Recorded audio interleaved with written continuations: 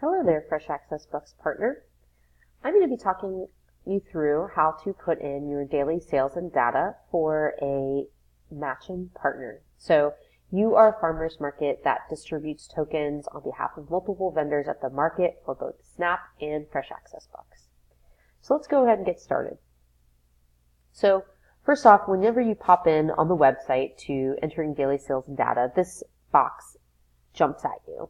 And so this is a great reminder to enter in data on the day that your profile says you have a market. So in my specific case, today is not June 3rd, but that's the day of my market. So I want to just go ahead and make sure mentally to check in and know that I'm entering data in on the correct day. So I'll go ahead and select choose.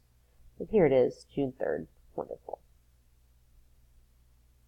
So here we are on the basic transaction page. Generally, I leave it on auto calculate. I don't normally have a reason to change that, so I'm going to leave that there and just give you an example. When your Snap customer comes to you, you'll go ahead and you select Snap EBT. The first customer I had wanted to spend $11 on their EBT card.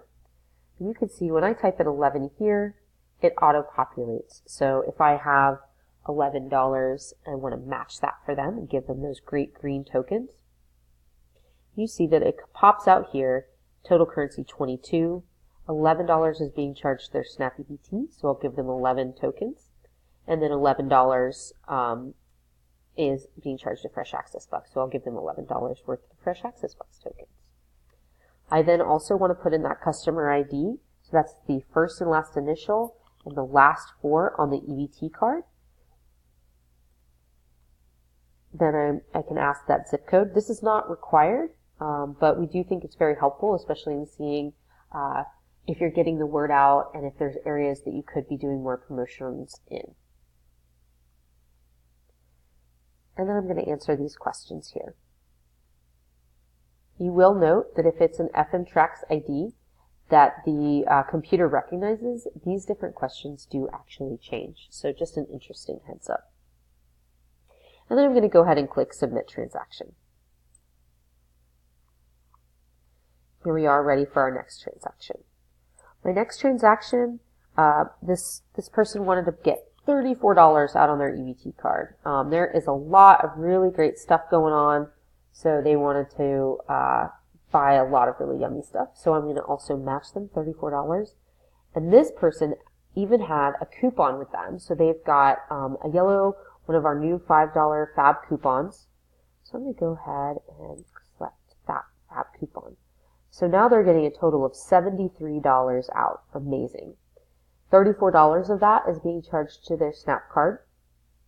$34 of that is going to be Fresh Access Bucks, the regular dollar for dollar match.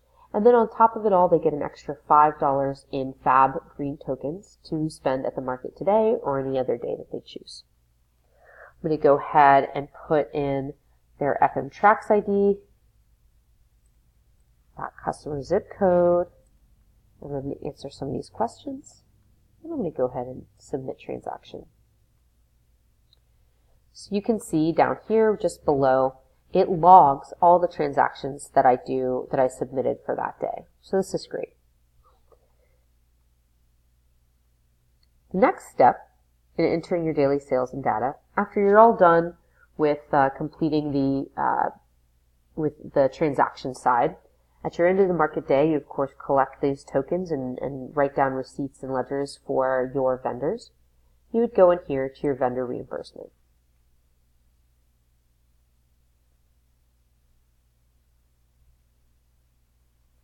Please note that while FMTrax is updating their vendor tool, it does take a little while to sort through all of these. Eventually, the only vendors you'll see will be Florida vendors. So just bear with them while they're updating the program. So you'll go ahead and look for the vendor that is at your location. So we have Alvarez Farms at our farmers market. They came to us with $12 of Snap tokens, and they came to us with $20 in Fresh Access Bucks tokens. I do want to note that there's no way you'll end up knowing the number of transactions that vendor has. nor will they probably want to give you their gross sales for that day. Since we distribute tokens when customers present those coupons and frequent shoppers at the point of swiping their EBT card, you won't be able to put this in the redemption side, since at this point it's all just Fresh Access Bucks tokens. Check your records, make sure it was $32 total that farmer came with tokens, 12 in SNAP, 20 in Fresh Access Bucks, and you go ahead and click Submit Reimbursement. Now we have one other vendor, and let's see, we've got 44 Produce right there. They came to us and they also gave us some SNAP tokens. So this vendor actually didn't have any SNAP tokens for the day, but they did have 18 FAB tokens. So we'll go ahead and pop that in there. And click Submit Reimbursement. And you can see, once it does log here,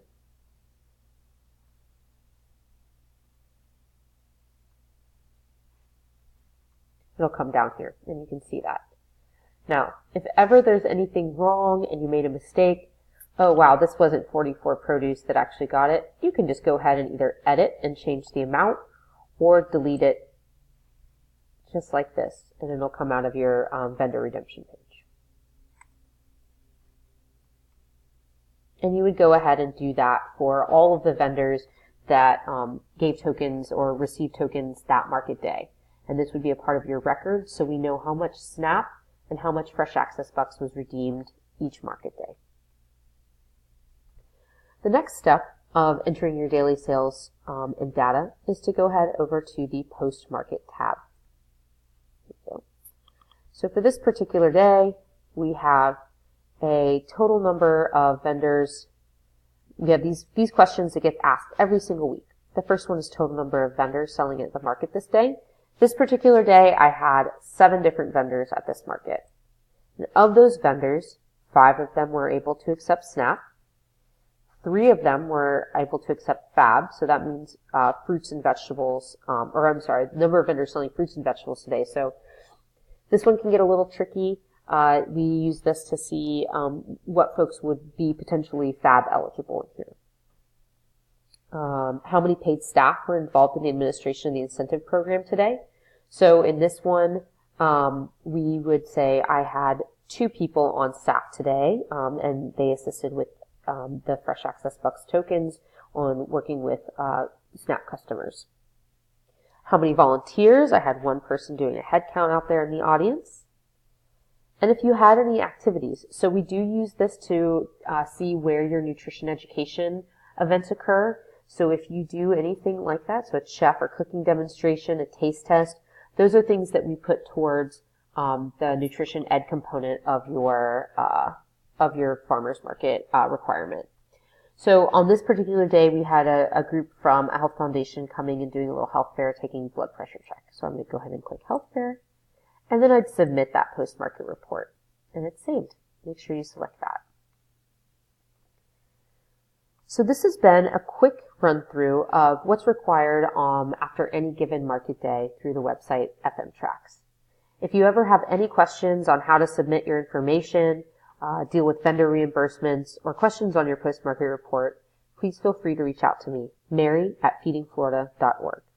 Thank you so much.